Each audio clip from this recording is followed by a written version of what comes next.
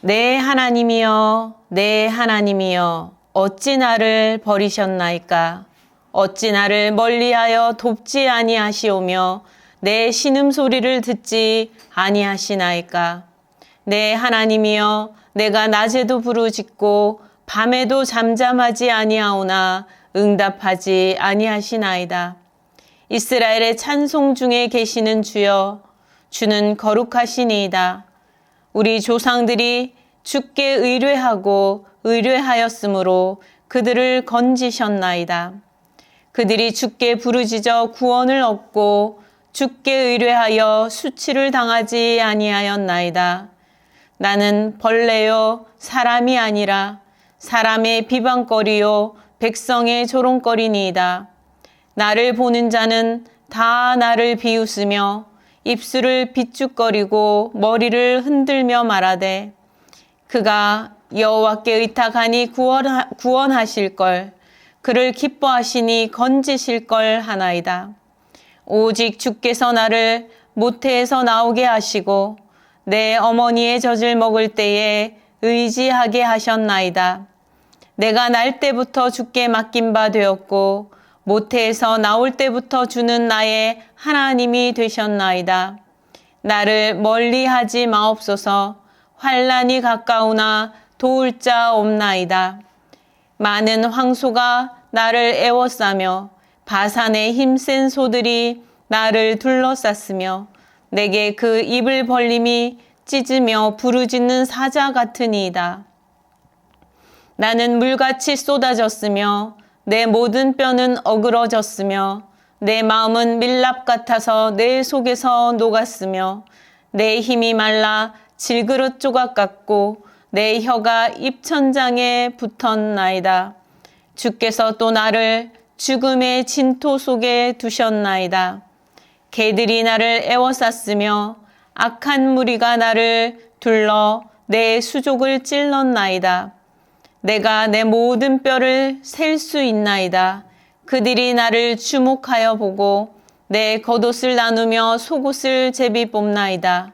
여호와여, 멀리하지 마옵소서. 나의 힘이시여 속히 나를 도우소서. 내 생명을 칼에서 건지시며 내 유일한 것을 개의 세력에서 구하소서. 나를 사자의 입에서 구하소서. 주께서 내게 응답하시고 들소의 뿔에서 구원하셨나이다. 내가 주의 이름을 형제에게 선포하고 회중 가운데에서 주를 찬송하리이다. 여호와를 두려워하는 너희여, 그를 찬송할지어다. 야곱의 모든 자손이여, 그에게 영광을 돌릴지어다. 너희 이스라엘 모든 자손이여, 그를 경외할지어다. 그는 공고한 자의 공고를 멸시하거나 싫어하지 아니하시며 그의 얼굴을 그에게서 숨기지 아니하시고 그가 울부짖을 때에 들으셨도다. 큰 회중 가운데에서 나의 찬송은 주께로부터 온 것이니 주를 경외하는 자 앞에서 나의 서원을 갚으리이다. 겸손한 자는 먹고 배부를 것이며 여호와를 찾는 자는 그를 찬송할 것이라. 너희 마음은 영원히 살지어다. 땅의 모든 끝이 여호와를 기억하고 돌아오며 모든 나라의 모든 족속이 주의 앞에 예배하리니 나라는 여호와의 것이요 여호와는 모든 나라의 주제심이로다. 세상의 모든 풍성한 자가 먹고 경배할 것이요 진토 속에서 내려가는 자 곧 자기 영혼을 살리지 못할 자도 다 그 앞에 절하리로다. 후손이 그를 섬길 것이요 대대의 주를 전할 것이며 와서 그의 공의를 태어날 백성에게 전하며 주께서 이를 행하셨다 할 것이로다. 아멘. 시편 22편은 다윗의 시 인도자를 따라 아엘렛 사헬이라는 그 사헬에 맞춰서 맞춘 노래라고 하는 설명이 붙어 있습니다. 그 성경 본문 바로 위에 22편 위에 보면 다윗의 시 인도자를 따라 아엘렛 사헬에 맞춘 노래 이렇게 기록이 되어 있습니다. 아엘렛 사헬에 대한 각주는 사슴이라는 곡조라고 그렇게 되어 있습니다. 곡조가 여기 이제 각주가 붙어 있는데요. 곡조에 대한 거예요. 시는 다윗이 썼고 곡조는 사슴이라는 그런 곡조에다가 노래를 붙여서 부른 것이라는 것이죠. 내 하나님이여 어찌 나를 버리셨나이까. 여러분 이 소절을 들으니까 기억나는 것이 있지 않습니까? 이 첫 소절은 주님께서 십자가에 달리셨을 때에 외치셨던 소절이죠. 이 표현은 고난의 자리 한가운데에서 겪는 외로움과 아픔, 고통, 그리고 그 구원에 대한 절박함을 잘 나타내 준다라고 할 수 있겠습니다. 이러한 시편 22편은 대표적인 고난의 시요 노래라고 할 수 있습니다. 다윗은 최고의 왕이지요. 이스라엘에서 아직도 왕을 꼽으라면 다윗을 꼽지 않습니까? 최고의 왕입니다. 그러나 그는 죽음의 고비를 수없이 넘어야 했던 사건들이 있었습니다. 그러한 위기 때에 지었던 시로 이 22편을 보고 있습니다. 위기가 지나가기 전까지는 다윗은 고스란히 자신을 관역 삼아 날아오는 창을 피해야 했고요. 왕과 수많은 정예 부대에서 수없이 쫓기면서 삶과 죽음의 경계선을 수없이 넘나들어야 했습니다. 정말 죽기 살기로 도망하며 자신을 숨기고 또 숨기면서 버텨가야 했습니다. 매 순간이 죽을 지경인 위기를 넘기며 숨을 돌려야만 했던 그런 다윗의 심정이 오늘 이 시에 고스란히 잘 드러난다 할 수 있습니다. 그러한 그 다윗의 심정이 많은 사람들에게 어려운 고비를 넘어갈 때에 그 마음을 위로해 줄 수 있는, 그 마음을 대신 표현해 주기에 그런 내용이 잘 담겨 있는 그런 찬양의 가사가 되었던 것입니다. 지금도 많은 분들이 찬양의 가사를 쓰는 분들이 있지 않습니까? 그 믿음의 표현, 고백들이 담겨 있는 것이죠. 다윗의 그 믿음의 고백이 고스란히 지금 여기에 담겨 있는 가사인 것입니다. 예수께서 십자가에 달리셨을 때에도 이 가사를 떠올리시면서 외치신 것이라 할 수 있겠습니다.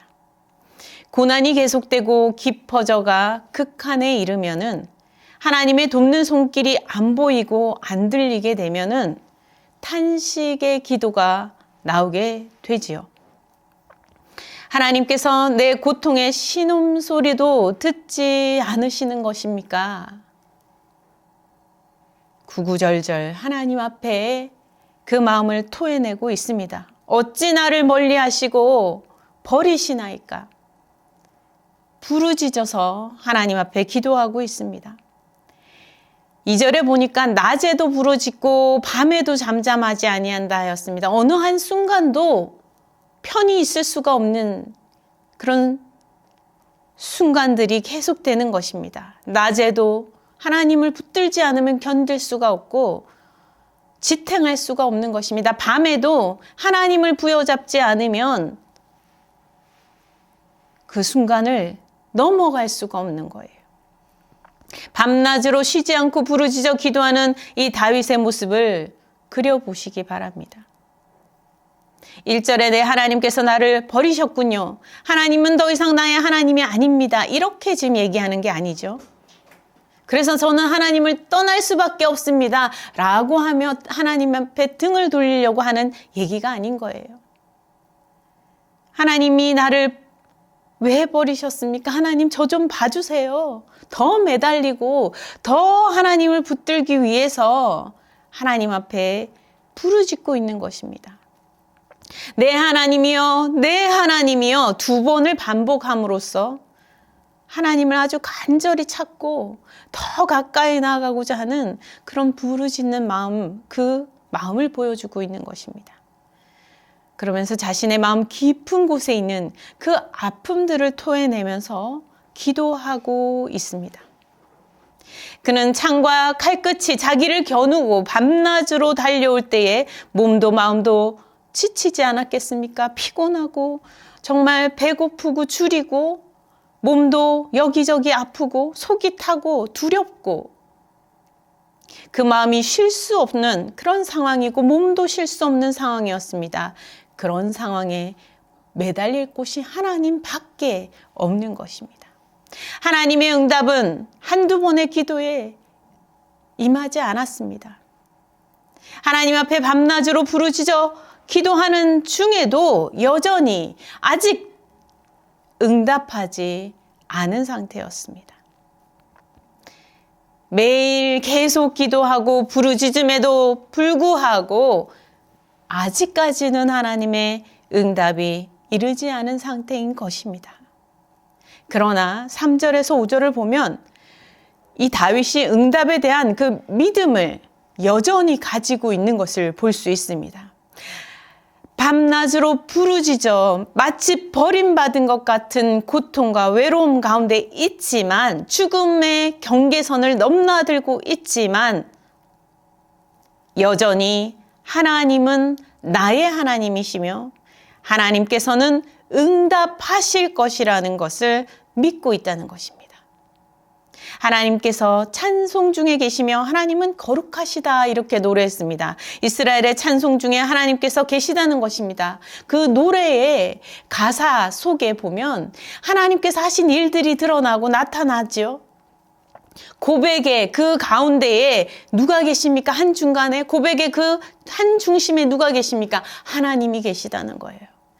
하나님께서 그래서 찬송 중에 계시다는 것입니다. 우리가 하나님 앞에 찬양할 때 찬송할 때에 그 찬송 중에 계시는 분이 누구십니까? 하나님이시죠. 이 찬송이 음표의 모임이 아닙니다. 이 찬송 가운데에는 하나님이 계신 것입니다. 지금 다윗은 그것을 노래하고 있어요. 이스라엘의 찬송 중에 이스라엘의 구원의 그 감격들 속에 하나님이 계시다는 거예요. 여러분, 찬송할 때 거기서 하나님을 만날 수 있기를 바랍니다. 찬송할 때 하나님 앞에 나아가실 수 있기를 바랍니다. 찬송 안에 하나님이 계십니다. 하나님께서 구원하신 그 감격들이 고스란히 그 찬송 속에 담겨 있지 않습니까? 하나님의 응답이 그 찬송 속에 켜켜이 쌓여 있지 않습니까? 홍해를 건너 구원의 하나님을 찬양했던 그 찬양과 또 그 외에 많은 모든 찬양들 속에 그 한가운데에 계셨던 하나님을 지금 다윗은 바라보고 있는 것입니다. 무엇보다 조상들이 하나님을 의지하고 믿고 간구하였을 때마다 하나님을 의지하고 믿고 간구하였기 때문에 또 하나님께서 응답하여 주신 일들을 지금 찬송 속에서 보고 있는 것입니다. 하나님은 기도하고 믿음으로 나아갈 때 건져 주셨다는 거예요. 응답하셨다는 것입니다. 하나님께서 구원하셨다는 것이죠. 믿음의 기도에 하나님은 결국 응답하셔서 구원하셨고 수치를 당하지 않게 해주셨다. 이렇게 다윗이 기록하고 있습니다. 여러분, 우리도 기도합시다. 많은 찬양들 속에 계신 하나님을 바라보면서 기도합시다. 찬양 가운데는 하나님께서 이미 이루신 일들을 노래하는 일들도 많습니다.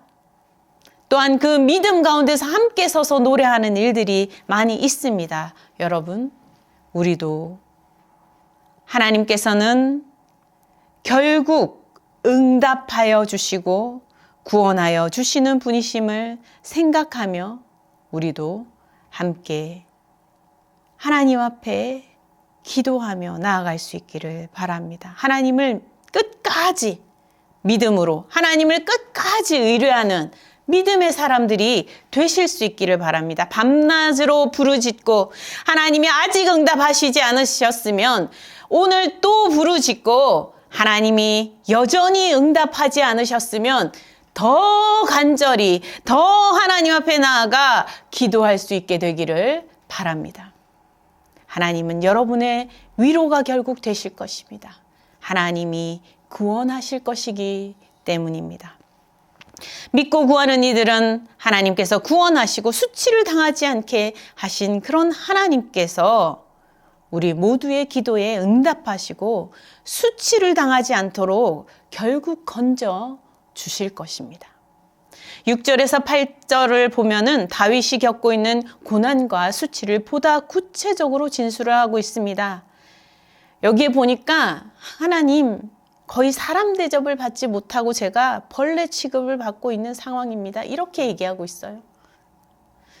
사람 대접을 제대로 받지 못한다는 거예요. 사람이 사람 대접해야 되는 게 당연한데 말이지요. 그렇지 않는 일들이 일어나지 않습니까? 사람이 사람 대접을 하지 않고 이상하게 바라보기 시작합니다. 벌레 취급하면서 바라보기 시작합니다. 그렇게 말하기 시작합니다. 그렇게 대하면서 그렇게 비웃고 조롱한다는 거예요. 사람들이 볼 때 끔찍해하며 또 못 볼 거라도 본 것처럼 하면서 사람들이 비방하고 조롱하고 백성들이 조롱하고 보는 자마다 비웃고 입술을 삐쭉삐쭉거리면서 머리를 아이고 흔들면서 말한다는 것입니다. 아이고 이런. 하나님께 의탁하니 구원하시겠지. 하나님께서 그를 기억하시니 건지실걸 하면서 그것이 진짜 믿음의 얘기가 아니라 조롱이라는 거예요. 조롱. 다윗의 믿음을 조롱하며 지금 다윗을 그 마지막 하나님을 붙잡고 있는 그 마지막 그 믿음까지 조롱하고 있는 것입니다. 사람들은 끊임없이 수군거리며 비꼬며 말했다는 것입니다. 그 순간순간을 참고 견디는 것이 얼마나 어렵고 힘들었겠습니까? 사람들이 조롱하고 비웃는 모습을 눈앞에 그려지도록 아주 구체적으로 하나님 앞에 아뢰면서 기도하고 있어요. 이러한 상황을 지금 그 사람들에게 맞서 싸우는 게 아니고요. 하나님 앞에 가서 아뢰는 거예요. 그 사람들 앞에 가서 나를 비웃어? 너희들을 가만두지 않겠어. 이제 이렇게 하는 게 아니고 하나님 앞에 지금 이렇게 하나하나 구구절절 기도하고 있는 거예요. 아주 구체적으로. 기도는 이렇게 구체적으로 하는 것이 좋습니다. 내 사정과 마음을 하나님 앞에 자세히 아뢰는 것, 하나님 앞에 그대로 내 마음 상태 그대로 가지고 나아가는 것, 하나님 앞에 내 있는 모습 그대로 나아가 하나님 앞에 그대로를 보여드리며 도움을 구할 수 있는 것, 그런 기도가 되면 좋은 것입니다. 이렇게 기도하기 위해서는 주일 예배 시간에만 기도해가지고는 이런 기도가 나올 수가 없어요. 밥 먹을 때만 기도해가지고는 이런 기도가 나오지 않습니다. 하나님과의 더 친밀한 가운데 구체적인 이야기까지 드릴 수 있는 나의 사사건건 아주 내 마음 깊은 곳까지 하나님 앞에 이야기할 수 있는 것은 하나님 앞에 계속 나아가서 하나님을 자주 만나야 되거든요. 밤낮으로 다윗이 기도했다고 하지 않습니까? 밤낮으로 부르짖었다고 하였습니다. 때마다 시마다 하나님 앞에 나아가 기도한 것입니다. 그러니 어떻게 시시콜콜 기도하지 않을 수 있겠습니까? 10절, 11절에 보니까 다윗에게는 하나님밖에 없다고 고백하는 그런 기도를 드리고 있는 걸 볼 수 있습니다. 날 때부터 내 삶이 하나님 손에 맡겨졌습니다. 그때부터 하나님은 나의 하나님이 되셨습니다. 제발 저를 멀리하지 마시고 저를 구해 주십시오. 저는 하나님밖에 없습니다. 저는 하나님밖에 없습니다. 도울 자가 아무도 없습니다. 제 주변에 지금 저를 도울 수 있는 사람이, 저를 도울 수 있는 그 어떤 여지도 없습니다. 하나님밖에 없습니다. 이렇게 간절히 하나님 앞에 매달리며 나아가고 있는 것입니다. 여러분, 우리의 삶도 날 때부터 하나님 손에 들려 있었습니다. 우리가 알지 못하던 때부터, 우리가 이 땅에 존재하기 시작할 때부터, 아니 그 전부터 이미 하나님의 계획 속에서 있었고 하나님의 손에 들려 있었습니다. 우리의 생명이 하나님의 손에서 난 것입니다. 하나님은 바로 우리의 하나님이십니다. 여러분, 한 사람 한 사람 여러분의 하나님이 되십니다. 여러분의 아버지가 되십니다. 아무리 어렵고 힘든 환난이 있어도 실망하여 기도하기를 그치지 마시기 바랍니다. 주변에 도울 자가 아무도 없고 도울 수 있는 방법이 전혀 없어서 솟아날 구멍이 하늘에도 땅에도 보이지 않아도 여러분의 기도를 들으시고 작은 신음까지 듣고 계시는, 그래서 결국 도우실 하나님께서 바로 여러분 곁에 여전히 계신 것을 기억하실 수 있기를 바랍니다. 12절에서 18절에 다시 자신의 처지를 하나님 앞에 아뢰기 시작합니다. 구구절절 위태롭고 두렵고 불안하고 실패감에 좌절할 수밖에 없는 그러한 형편에 있는 상황들을 하나님 앞에 하나하나 아뢰입니다. 육신의 고통에 깨어지고 몸이 어스러지고 몸과 마음이 산산조각 나고 사람 심령이 말라 죽어가는 지경이 되는 그러한 과정을 하나님 앞에 아뢰고 있는 것입니다. 보니까 자신의 뼈를 셀 수 있을 정도라고 이렇게 얘기하고 있어요. 우리는 사실 우리가 평소에는 뼈나 막 이렇게 혈관에 심장이 뛰는 걸 별로 못 느끼고 지내잖아요. 근데 참 신기한 게 몸이 어디가 아프면 그게 알기 시작합니다. 몸이 아프면 여기에 뼈가 있네. 여기에 뼈가 삐걱거리네. 여기 혈관이 뭔가 뛰고 있네. 갑자기 느껴집니다. 갑자기 어디서 막 혈관 뛰는 게 갑자기 막 느껴지고, 두통이 있어도 막 머리에서 막 피가 이렇게 막 쿵쾅쿵쾅 뛰는 게 막 흘러가는 게 막 심장이 이렇게 뛰어서 피가 흘러가는 게 느껴질 때가 있지 않습니까? 육신의 고통이 그렇게 몸에 뭔가를 느끼게 할 때가 있어요. 근데 이 지금 다윗이 뭐라고 했냐면 자신의 뼈를 셀 수 있을 지경이라는 거예요. 지금 안 아픈 곳이 없습니다. 지금 이 다윗이. 매일같이 쫓겨서 도망하며 여기 가서 부딪히고 저기 가서 부딪히고, 그죠? 꼬꾸라지고 넘어지고 하는 일들을 수없이 반복할 수밖에 없으니 어찌 몸이 성할 수 있겠습니까? 마디마다 뚜렷하게 고통이 다가오는 것을 경험하는, 정말 몸만 아픈 것이 아니라 그 심장도 뛰고 두려움과 공포 가운데 위태로움과 그런 것을 끊임없이 경험하는 거예요. 사람들이 다윗의 옷을 가지고 장난을 칩니다. 겉옷과 속옷을 찢어가지고 제비 뽑고 구경거리로 삼고 이야기거리로 삼고 수치 가운데 있게 하였습니다. 근데 이러한 18절에 내 겉옷을 나누며 속옷을 제비 뽑나이다 라는 구절은 예수께서 십자가에 달리시기 전에 당하셨던 곤욕과도 같은 것이죠. 주님께서 수치를 겪는 그러한 과정에 똑같이 겪으셨던 것입니다. 예수께서 이스라엘 왕이라고 하는 제목을 써 붙이고 십자가에 달리시게 되는 과정을 겪게 되는데, 군인들도 다윗 왕의 최고의 고난을 겪었던 그 시절에서의 이 식구를 떠올렸던 것이 아닌가 싶습니다.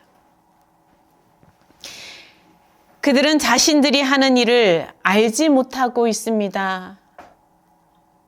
아버지 하나님, 저들을 용서하여 주십시오. 주님께서 그렇게 기도하셨지 않습니까? 사람들이 조롱하고 비난하고 하는데 주님께서는 하나님 앞에 그 마음을 가지고 나아가 하나님과 함께 하면서 사람들은 용서하셨어요.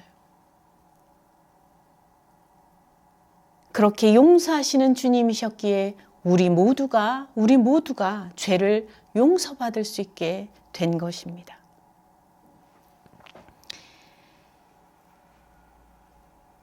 (20절에) 다시 한번 하나뿐인 생명을 칼에서 위협하는 세력에서 구해 주실 것을 구하고 있습니다. 우리 목숨이 하나밖에 없지 않습니까? 우리 목숨이 뭐 두세 개 되는 게 아니지 않습니까? 우리 모두는 목숨이 하나밖에 없어요. 죽음 앞에 서면 누구나 두려움에 떨 수밖에 없고, 질병 가운데에서는 고통당할 수밖에 없는 것입니다. 이 몸이, 이 생명이 하나밖에 없기 때문에 그렇습니다. 하나님, 이 하나밖에 없는 이 생명을 불쌍히 여기시고 칼에서, 위협에서 구하여 주시옵소서 기도하였습니다. 계속하여 견디고 또 지나가야 하는 죽음의 골짜기들을 지나면서 다윗은 믿음을 잃지 않고 기도를 멈추지 않는 것입니다. 이 시를 계속 쓰며 하나님을 노래하고 있는 것입니다. 그에게는 구원의 하나님에 대한 믿음과 기억이 있었습니다. 조상들의 찬양 가운데 계시는 그 하나님, 그리고 자신의 삶 가운데서도 경험했던, 놀라운 구원의 사건들을 경험했던 그 하나님을 기억하였습니다. 들판에서 들소의 뿔과 사자의 입에서 하나님께서 건져주셨던 것을 다윗은 경험하였습니다. 하나님을 붙들고 노래하며 하나님께 기도하며 살아온 그에게 하나님의 놀라운 은혜가 경험되어 있었습니다. 그는 그래서 하나님을 찬양하기를 너무너무 좋아했지 않습니까? 하나님이 하셨습니다. 하나님이 나를 건지셨습니다. 하나님은 정말 나의 힘이시요 나의 노래시며 나의 구원의 뿌리십니다. 라고 다윗은 늘 하나님을 찬양하는 삶을 살게 되지 않았습니까? 지금도 자신을 삼키려 하는 사자의 입 같은 그런 입을 벌리고 자기를 쫓아오는 그 세력 가운데서 구하여 주시기를 구하면서 간구하면서 하나님 앞에 나아가며 노래하고 있는 것입니다. 22절부터 본격적으로 하나님 앞에 찬양하겠다고 이야기합니다. 하나님, 저는 찬양하겠습니다. 하나님을 찬양하기 원합니다. 하나님을 찬양하고 싶습니다. 이렇게 기록하고 있습니다. 그리고 자신뿐만 아니라 모두가 하나님을 찬양해야 합니다라고 지금 선언하고 있어요. 모두 하나님을 찬양하십시오.